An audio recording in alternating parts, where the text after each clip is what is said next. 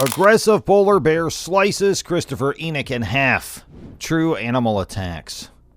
The magnificent polar bear. The incredibly beautiful northern lights.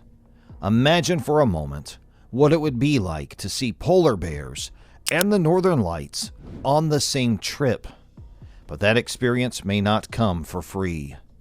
Christopher Enek, a geologist, experienced the same thing when he set up camp at the North Pole to research. So how did he end up a tragedy? Let's get into today's story of the brutal bear attack on Christopher Enek. The Arctic Circle has a geographical past that fascinates us in many ways.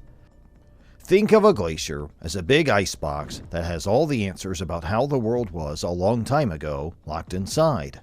Just open the icebox and we'll find the answers. Many things lead us to study glaciers. We can find out what the climate was like and what kinds of mammals lived on Earth a long time ago. Similarly, a geologist named Christopher Enek went camping in the Arctic Circle to collect data. He witnessed the spectacular northern lights for the first time. He snapped a lot of pictures that night with the intention of taking them home. He then went back to the small caravan that he and his workers had occupied for the past few days. The little camper they were staying in was close to the lab where they were collecting samples and shelter from the cold weather. It was going to take 2 days to bring the results back up there because of the distance.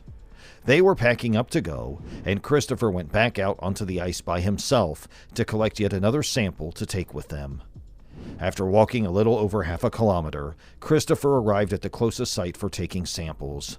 The ice had broken up due to global warming, so Christopher had to hop from one sheet to the next while crouching down to get his gear. The rumbling of the river under him caught his ear, and as he looked down into the water, he realized that the sound had actually come from behind a huge mass of white fur that was launching itself out of the water and straight at Christopher.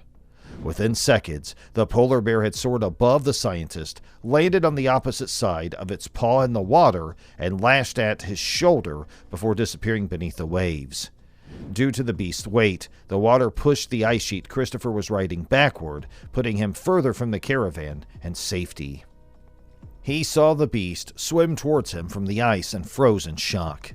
Christopher reached back for his backpack, then set it down on the ground and started digging around in it.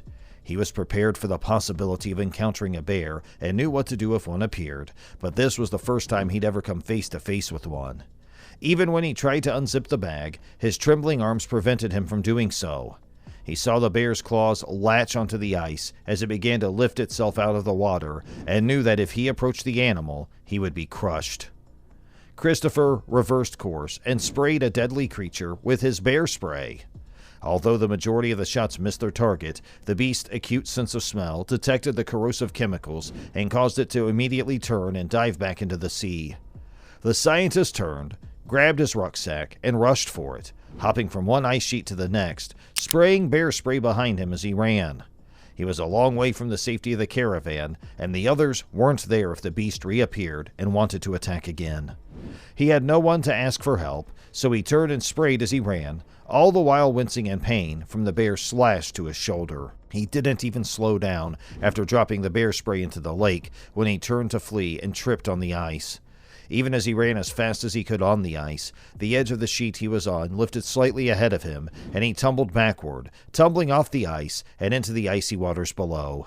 As his body heat was quickly dissipated by the icy environment, the scientist swam to the surface, grasping for air. He got back on the ice and tried to run again, but he was much slower because his clothes were soaked in heavy water, making it impossible for him to run. A bear jumped out of the water next to Christopher and quickly closed the distance between them. The bear dove into the river, removed the bear spray from the nostrils, and now was back for the kill. When the bear's weight became too great to bear, he felt his body being forced forward until he crashed to the ground. He jumped off the ice, feeling the bear's claws slice into his skin as he let out a primal cry.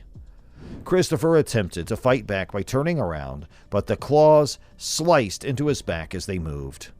Christopher began to crawl away, dragging his body across the ice back to the caravan as he shrieked and directed the object around him. After seemingly waiting to see what Christopher would do, the bear sprang up on its hind legs and slammed down on Christopher's neck with its front paws. The bear then ate his dead body, leaving behind scattered belongings and a huge blood stain on the white sheet of ice. And that brings us to the end of the video. Hope you liked it. Also, please subscribe to our channel and press the bell icon for more updates.